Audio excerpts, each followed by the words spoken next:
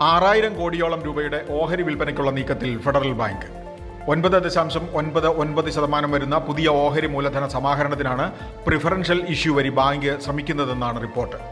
അമേരിക്കയിലെ പ്രമുഖമായ black stone അടക്കം പരിഗണനയിൽ.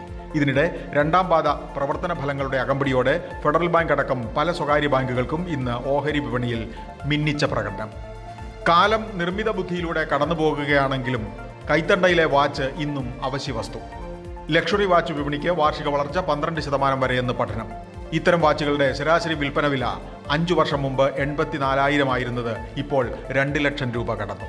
വിലയേറ്റത്തിനിടയിലും ദീപാവലിക്കാലത്ത് ദേശവ്യാപകമായി കനത്ത സ്വർണ്ണ വിൽപ്പന. ദീപാവലിക്കാല വിൽപ്പന 1,00,000 കോടി കടക്കുമെന്ന് ഓൾ ഇന്ത്യ ജം ആൻഡ് ജുവലറി കൗൺസിൽ. അതിനിടെ ഈ ആഘോഷക്കാലത്ത് ഓഫ്ലൈൻ സാധന വ്യാപാരം 5 ലക്ഷം കോടി രൂപ കവിയുമെന്ന് confederation of all India traders. ചോർന്നൊലിക്കുന്ന പാട്ടവണ്ടിയൊക്കെ പഴങ്കഥ. ഫ്ലൈറ്റിലെ ബിസിനസ് ക്ലാസ് സൗകര്യങ്ങളോടെ തിരുവനന്തപുരം കൊച്ചി ബസ് സർവീസിന് KSRTC പദ്ധതി. 25 സീറ്റ്, ഓരോ സീറ്റിനും സ്മാർട്ട് TV, എയർ ഹോസ്റ്റസ് പോലെ ബസ് ഹോസ്റ്റസുമാർ. NH66 ഒന്ന് പൂർത്തിയായി കിട്ടുകയേ വേണ്ടൂ സർവീസ് തുടങ്ങാൻ.